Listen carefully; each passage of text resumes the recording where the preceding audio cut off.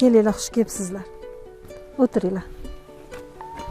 Hormang endi, yaxshimisiz? Rahmat, Kayfiyatingiz o'zlaringiz. yaxshimi? Xudoga shukr. Yaxshi kelib qoldilaringiz. Rahmat. Yo'llarda Siz bilan faqat charchaman. telefonda gaplashdik. Mana endi yuzimiz ko'rishib gaplashyapmiz. Nishbosh qishlog'i.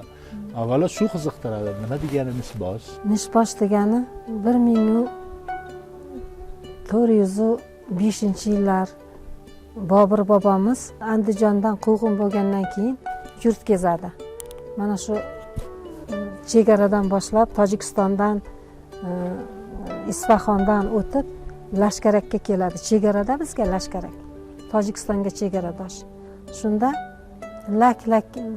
lashkar keldi deb o'sha qishlog'imizning nomi Lashkarak bo'lib qoldi. U yoqdan lashkarlar bilan o'tib bizni qishloqqa yurish qiladi. Shunda nayzalari nishi sinib qoladi. Nishbosh deb nom berib ketadi. Bu Nishbosh nomi bizga juda ham tarixiy nom bo'lib atalgan. Bu haqda ko'p olimlarimiz gapirgan. Bizda separat yo'q, yog'ini olib qo'yadigan. Biz sodda xalqimiz, unaqa nimani bilmaymiz. Yo'q, unaqa qo'l ochiq inson emasman, rosa qizg'anchiqman. Uni ko'rsatishdan avval zo'r narsa ko'rib qoldim yo'limda. Turmush o'rtog'ingizni avvaldan bilarmidingiz? Albatta, chunki u mening sinfdoshim. Otdan yiqilganmiz. Balki katta o'g'lingiz, balki kichkinasi. Shaharda yashash niyati borligini bildiradimi? Bo'ldi, mana bu yog'iga endi ko'pkari bilan shug'ullanaman, hurmatli do'stlar.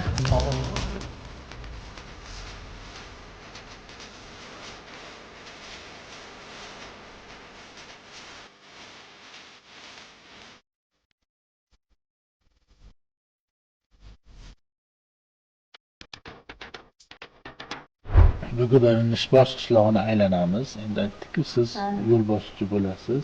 Bugun bizni kimlar bilan tanishtirasiz? Qani? Sizlarni bugun intelligentlarimiz bilan tanishtiraman.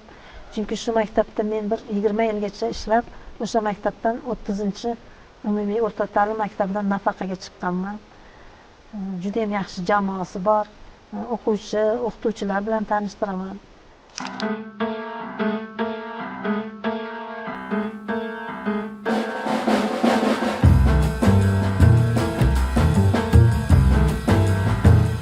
Bolalik haqida eslaganingizda mana shu qishloq bilan bog'liq qaysi bir manzara hayolingizga keladi? U paytlari mahallamizda odamlar sal kamroqmidi, atrof juda ham yam-yashil edi. Daraxtlar juda ko'p edi. Shu uyimizning atroflariga shu ozgina uloq, buzoqchalarni haydab chiqardik qizaloq paytimizda. Hamma yoq o't, yam-yashil, o'tlarning ichiga kirib ketardik-da, mazza qilib. Kirib o'ynab, kapalaklar uchib yurar, kapalaklar tutardik, gullar terib kelardik. O'quvchilarga shular haqida gapirib beraman. Hozirgi kunda mana shu tabiat ancha chekinib ketdi-da. Mana shular haqida ko'proq gapiraman o'quvchilarga. Salom, yaxshimisiz? O'zingizni tanishtirasiz. Men Ermatova Madina, 30-maktabning o'quvchisiman. Nechinchi sinfda o'qiysiz shunda? 11-sinfda o'qiyman. 11-sinfda o'qiysiz. Xo'p, mana hozir siz bilan suhbatlashib turibmiz. Sizni hayotingiz davomida birinchi martami shunaqa kamera qarshisida suhbatlashish? Ha, birinchi marta. Hayajon qanaqa bo'lyapti sizda? Hayajon kuchli albatta. Odatda o'zi qanaqa vaziyatlarda hayajonlanasiz? Uncha hayajonlanavermayman. Asosan sahnalarga chiqqanimda hayajonlanaman. Sahnalarga nimaga? Tadbir bo'ladi-yu, masalan, boshlovchi bo'lib chiqasizmi yoki rol o'ynab chiqasizmi? Sahnalarga boshlovchi bo'lib chiqaman. Boshlovchi. Sizda mana hozir bir hayajon bor. Xo'p, keling, mana bilan bemalol gaplashasiz. Bu sizni o'sha o'zingizni kelajak yo'lingizdagi birinchi intervyungiz bo'lsin deb hisoblaymiz-da. Xo'p, maktabda demak boshlovchilik qilasiz.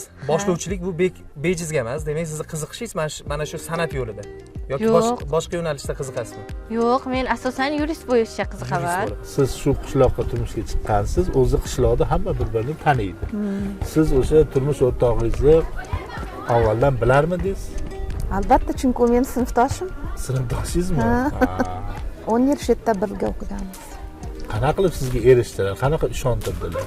Maktabda bir-birimizni kuzatib yurganmiz, kuzatib yurgan bo'lsa kerak-da. Rozilik, rizolikni olgansizlarmi uydagilardan? Ha, albatta. Hech kim qarshilik qilib o'tirmaganmiz qilib? Yo'q, endi shu qishloqda hamma bir-birini tanigan bo'lganligi uchun unaqa gaplar bo'lmagan. Endi sinfdosh bilan oila qurish, birga yashash qanaqa qiziq tomonlari bor? Yaxshi tomonlari ko'p. Masalan, Ikkalamiz sinfdoshlarning to'ylariga, yig'inlariga, sinfdoshlar biror joyda yig'ilib o'tiradigan bo'lsak birga ketaveramiz. Yo'q, sen qolasan, men boraman yoki anaqa demaydi. Ertib ketaveradi hamma joyga, birga boramiz. Sinfdoshlarim bilan mazza qilib gaplashib o'tiraman. Unaqa rashk degan narsa ham bo'lmaydi. Do'stona suhbatlashib o'tiramiz, birga qaytamiz keyin. Qaysi o'rinlarda bir gap ikki xil bo'lib qolishi mumkin. Bir-biringiz gapingiz to'g'ri kelmay qolishi mumkin. Menimcha ko'proq haligi teng bo'lganimiz uchun men ham bitta gapdan sal pastga tushmayman o'xshaydi. O'zimiz tengroq haligi hisoblaganimiz uchun tengma-teng tortishib, yo o'qituvchi bo'lganimdan ko'proq tortishamiz. Yakun topadi. Oxirida yaxshi yakun topadi. Xo'jayinim juda og'ir bosiq.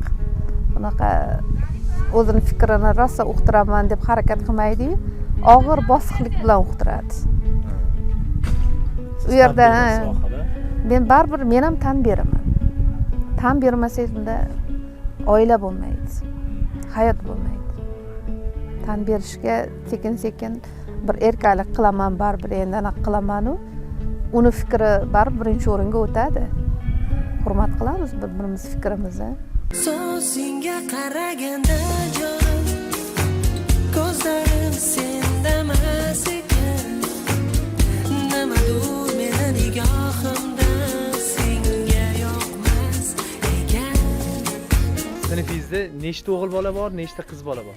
Sinfimizda jami 14 o'quvchi bor. Ulardan ikkitasi o'g'il bola, qolgan 12 nafari qiz bola. Ikkitasi o'g'il bola, qolgan hammasi qiz bolami rostdan? Ha, albatta. 8-marta bolachalar qiynalib qolmaydimi? Yo'q, endi qiynalmasa kerak. Ulardan mana shu ikkitasi 8-marta hammalarga sovg'a berganmi yoki qanaqa bo'lgan o'sha vaqt? Menga hozircha qiziqdi bu. Uni bilmadim. Men endi 11-sinfda chet o'qiyapman. Ha, undan avval qayerda o'qigansiz? Undan avval Olmaliqda Buxoro maktabida o'qiganman. Ha. Xususiy maktabda o'qiganman. 11-sinfga endi keldim. Endi ko'ramizda qanaqa sovg'a berishini.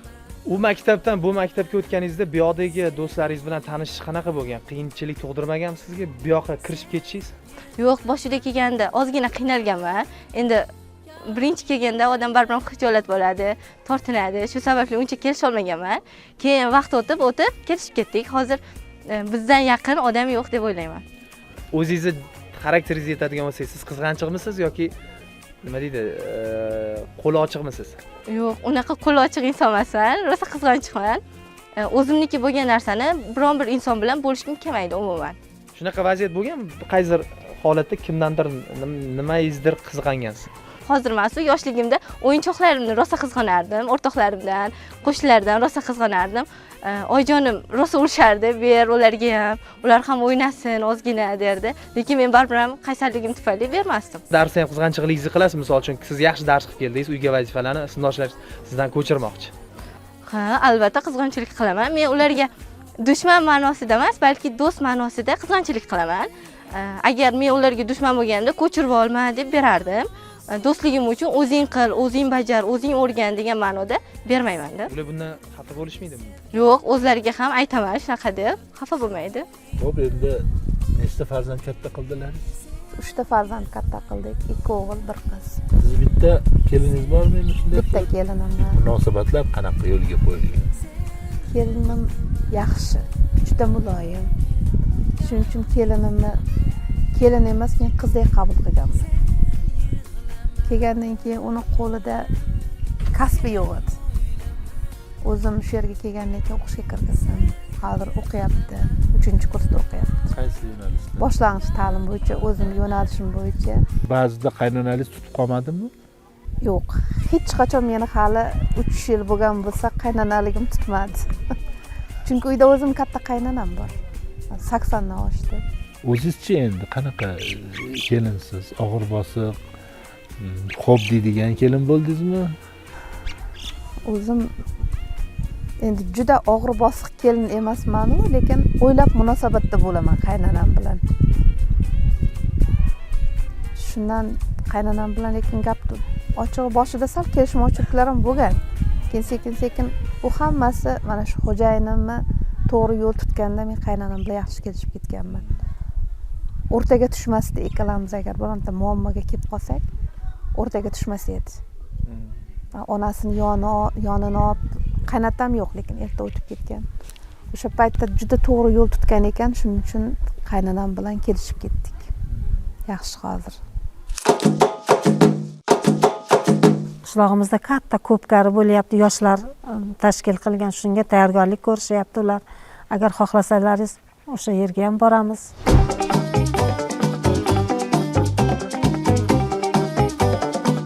Odamlarning aytishiga qaraganda ko'pkariga tayyorgarlik ketyapti ekan. Hozir biz ham o'sha yerga keldik.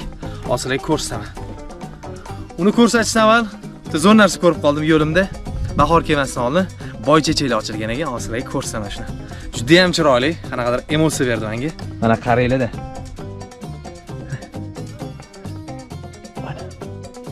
Yana bittasi mana yonma-yon o'sga qaranglar. Juda ham chiroyli-a.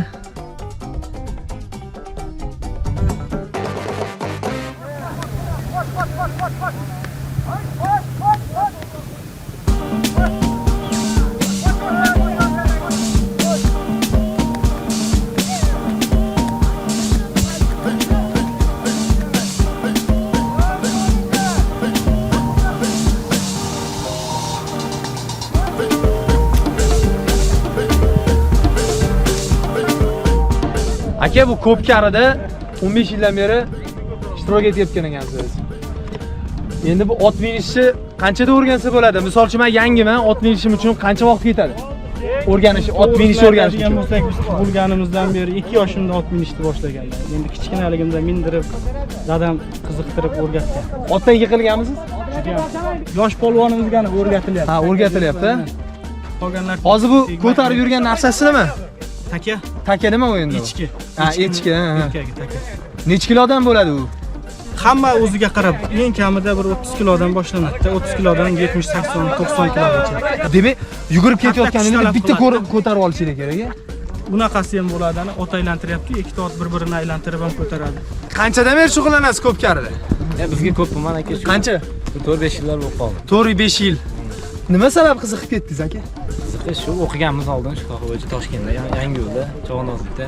Siz maxsus o'qib kelgansiz-a? Mana lekin ko'pchiligi bu yoqda o'qimagan ekan, o'zi shu yerda misol uchun yoshligidan ot haydab misol uchun ot minib deganim, ot minib o'rganib ketgan ekan, lekin siz maxsus o'qib kelgansiz. Bu yoqda unaqa narsa rol ketmaydi. Bu yoqda kuch, baquvvat, polvonlik. Demak, yoqda maxsus o'qigan ko'nikmalaringiz bu yoqda unaqa ahamiyat bermaysiz. Asosan bu yoqda o'sha o'zingizni baquvvatligingiz, o'zingizni o'sha strategiyangiz kerak va bu yoqdan o'rganadigan joylaringiz ham, okalar ham bo'lsa kerak menimcha. Polvon, ustozlarimiz shunaqada. Ustozlaringiz bormi siz ham endi? Endi hamma ustozlar bunday o'ylab qaragandan keyin. Hammasi bizdan katta, yosh kattalar ustozlar. Yutganmisiz hech? Ha, bo'ladi. Sekin-sekin aka. Ya o'zi keling ochig'i. Yutgansiz-a? Ko'p katta emas, katta narsalar bor. Qiyin bo'lmaganmi? Misol uchun shuncha kishilar orasida, shuncha ishtirokchilar orasida yutish. Endi hamma narsani qiyinchiligi bor. O'ziga. Jarohatlar ham olganmisiz? Ha, oyoqlar tegan. Uydagilar qanaqa fikr bildirgan? Qo'y, bolam yig'ishtir deyishganmi? Dadam qiziqadi, ukam ham qiziqadi, oilaviy. Ha, oilaviy qiziqasiz-da, demak, shu sababdan ekanda. Shu sababdan. Otni baquvvat bo'lish uchun nimasiga ahamiyat berish kerak? Nima bilan boqish kerak yoki nima bilan tayyorlatish vaqtida kerak? ovqatlantirib, ehtiyot qilib, otga mehr bersangiz, ot ham shu o'zini mehrini sizga ko'rsatadi. Bu ot misol uchun necha soatgacha sizga misol chidab beradi ko'pkarida? Ko'pkarida chidab beradi. Ko'pga endi ot qiynamasdan o'yi chopishingizga bog'liq-da. Ot qiynamasdan chopsangiz chidab beraveradi ot. Qiynasangiz ertasi kuni qiynalib qoladi-ki.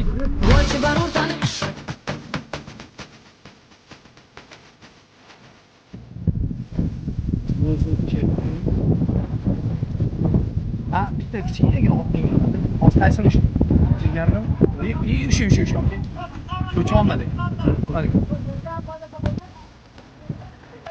Bo'ldi, men ham bu yoqqa endi ko'pkari bilan shug'ullanaman, hurmatli do'stlar.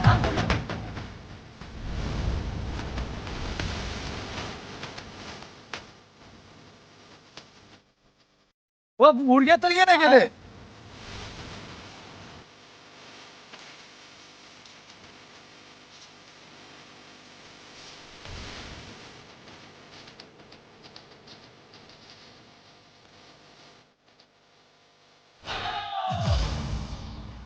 Qo'limda turgan kitob O'zbekiston Yozuvchilar uyushmasi tomonidan bizga taqdim etilgan. Shu kitoblar endi sizlarning o'sha kutubxonangizga bizdan bir sovg'a bo'ladi.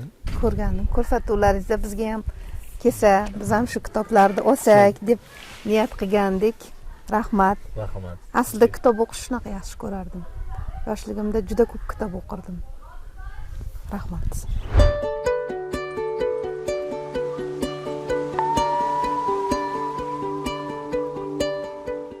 Mahbuba opa, o'zi qayerda tug'ilgansiz?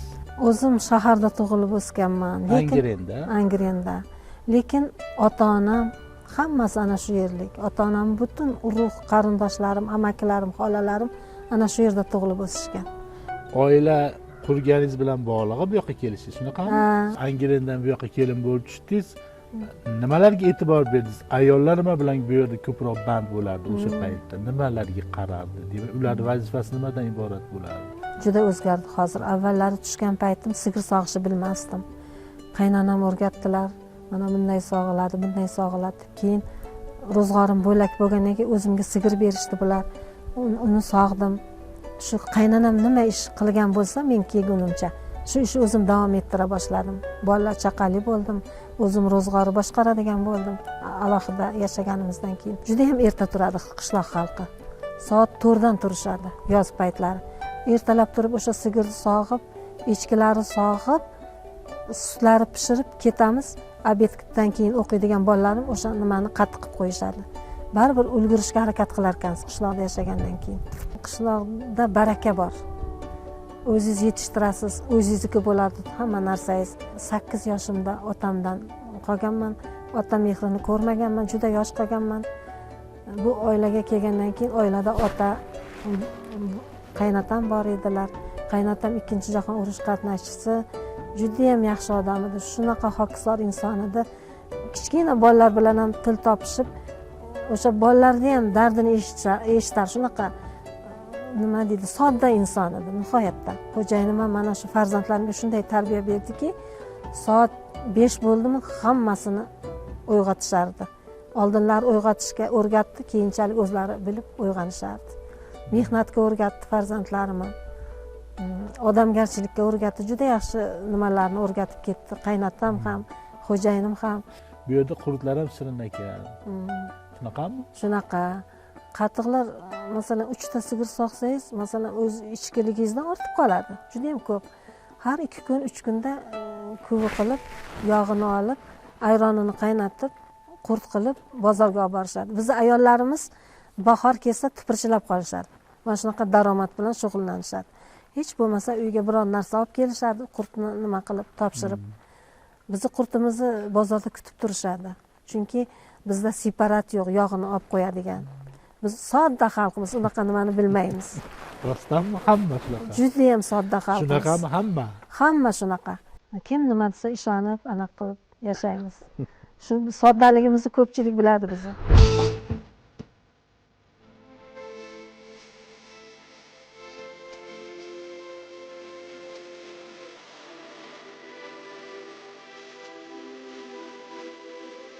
Nechiga kirdingiz o'zi? Necha yoshdasiz? Men 55 ga kirdim. Qancha bo'ldi endi mahallaga raislik? 9 yil. O'zingiz ham oila boshlig'isiz. Nechta farzandni katta qildingiz? 3 ta farzandim bor. Bir o'g'il, bir qizim. Qizim turmushga berganman, o'g'lim uylandi. Xulosa keyingi o'g'ildi endi xudo xolasa. Uylash niyatdamiz. Endi turmush o'rtog'ingiz bilan shu masalani qanaqa yo'l bilan hal qilyapsizlar? Endi gap shundaki, ayolingizni zimmasiga qo'yganmisiz yoki o'g'lingizni o'zingizni ko'z ostingizda bo'lsa unda aytdingizmi yoki qanaqadir tanish-bilishlar ishga solyapsizmi? Ya tanish bilish emas. Birinchi navbatda shu farzandlarim o'ziga nima qilaman qani? Top shunda nima topkinki, oilamizga munosib bo'lsin. Aqlli, esli hushli bo'lsin. Iloji boricha o'zimiz mahallamizdan topib. Xudoga shukr, mana bu qizim ham shu mahallaga chiqdi, o'g'lim ham shu mahalladan uylandi. Yaxshi. Mana shu kelin ham shu yerdan. Kelin ham shu yerdan, kuyov ham shu yerdan. Yana xulosa kenja o'g'limizni ham maqsad. Avvalambor o'ziga tashlab qo'yamiz, keyin ularni o'rganamiz. Mahallani bir bosh sifatida bir qiz ko'rganmisiz? Chetdan kelinlar keladi, uzoqroqdan. Shaharlik kelinlar tushgan joy bormi shunaqa? Lekin bizga shahardan ham ko'p kelinlar tushadi. Ko'z tegmasdan ular ham moslashib o'rganib ketyapti. Chunki bu yerning sharoiti yaxshi, o'ziga yarasha hech qanaqa muammosi yo'q. Chiroyli joylar. Yaxshi joylar. Shahardan kelib ajrashib ketdi yoki ketib qoldi degan hali nimani eshitgan yo'qmiz. Agar nima bo'ladigan bo'lsa, bo'linib chiqib ketadi kelin-kuyov. Lekin ajrashib ketdi degani hali bo'lmasdi. Bu qishloqda shaharlik kelinlar ham serob juda. Ayniqsa maktabimizda bor shahardan tushgan kelinlar hammasi xudoga shukr. Yaxshi esli hushli, yaxshi oilaning bekasi bo'lib yuribdi. balki katta o'g'lingiz, balki kichkinasi Mhm. shaharda yashash niyati borligini bildiradimi? Bildirdimi, yo'qmi? Iloji boricha ekoyim shu yerda qolaman deydi. O'zi aytadi. Ha. Endi bu yerda sharoit bor. Endi shahar ham yomon emas, qishloqqa o'rganib qolganda. Ha, ular o'zi yaxshi ko'radi. Ha, shu yerda qolishsa ekoyim xohlaydi baribir. Kelajakdagi orzungiz qanaqa endi? Kelajakda orzuyim xirurg bo'lish. Xirurg nimaga xirurglikni tanladingiz? Uyda doktorlar bormi? Uyda doktor Shifokorlar. yo'q, lekin ko'pchilik bemorlarni ko'rsam, ichim achiydi. Chingiz achiydi? Nimaga? Nima sababdan? Qiynalayotganini ko'rib, o'zimni amakim 5-6 yil operatsiya bo'lib o'tgan. Tog'dan katta mashinada hashaga olib tushayotganda Aha. mashinadan bosib ketib qolgan. Tormozdan. Boshqa unaqa odamlarni ko'rmayman deb o'zimga niyat qilaman. Va shu niyatingizda hozir harakat qilyapsizmi? Nimalarni o'rganyapsiz endi? Fizika, kimyo, biologiya. Bo'sh vaqtingizda nimalar bilan shug'ullanasiz? Bo'sh vaqtimda shu bolalar, sinfdoshlar bilan futbol o'ynaymiz. Uyda kitob o'qiyman. Kitob o'qiysiz. Bu rostmi kitob o'qishingiz? Oxirgi o'qigan kitobingiz qanaqa? Yulduzli tunlar. Yulduzli tunlar. Lekin mana ko'pchilik kitob o'qishni kamaytirib boryapti. Hamma internetdan ma'lumotlarni olyapti. Internetdan qisqa mazmuni qisqa bo'lgan kitoblarni o'qiyapti. Misol uchun mana Yulduzli tunlar necha bet? 656 bet. 656 bet, shunaqa bo'lyaptiki, kimdirlar o'sha 656 betlikni 10 betlik qilib mazmunidagi o'sha videoroliklarni ko'rib o'zlariga singdirib olyapti. Siz qanaqa qilasiz endi? Men hozir 100-betga keldim. 100-betga. Qiyin emasmi 600 ta betni o'qish? Yaqin o'qib olaman. Qancha vaqt o'zingizga norma qo'ygansiz? Bir hafta, 1,5 hafta.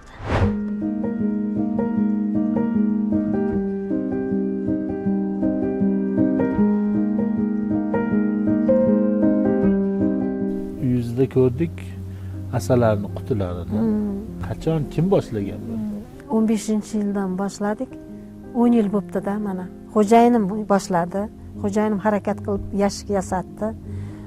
O'rtoq, mana do'stlari ko'proq asalari ushlashadi. Shulardan o'rganib bolalarimga o'rgatdi. Xo'jayinimdan bu merosda, ota meros bizga shu qoldi. Bolalarim hammasi eplaydi, o'zlari qilishadi, o'zlari olishadi.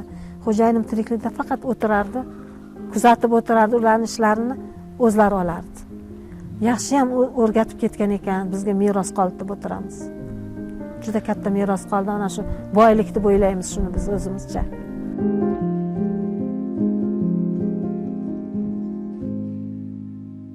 Yaxshi ko'rgan qizingiz bormi? Bor. Kim? Aytolmayman. Qanday yaxshi ko'rib qolgansiz? Shuni voqeani ayting menga. Xullas, mana bunaqa boshlangan, mana bunaqa bo'lgandan keyin mana bunaqa bo'lgan deb aytib bera olasizmi? Ha? Qanday? Biz 2-sinfda qizlarni vaqtga tushmoqchi bo'lganda o'sha qiz Jimila. O'sha qiz tanlaganman, keyin o'sha qizni yaxshi ko'rib qolganman. Demak, valiz tushganingizdan keyin yaxshi ko'rib qo'ygansiz. Uydagilaringizga aytgansiz bu haqida? Ha? Nima deyishdi unda? Oyim urishib bergan, hali sen yosh bo'lasan. Yoshsan deb. Shundan keyin bo'ldimi, boshqa yaxshi ko'rmagan bo'ldimi? Yosh bolaligingiz bilib qolib. Mana siz o'zingizni katta hisoblaysizmi yoki yosh bola hisoblaysizmi? Mana siz uydagilaringiz mayli sizni yosh bola hisoblaydi. Biz katta qoldik-da 5-sinfda. Ketdik bizni kutar manzillar, qarshi olar oqibat ishon,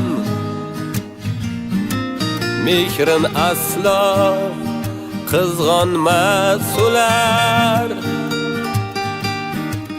ular senga menga qadrdon. Kutayapti fayzli manzillar,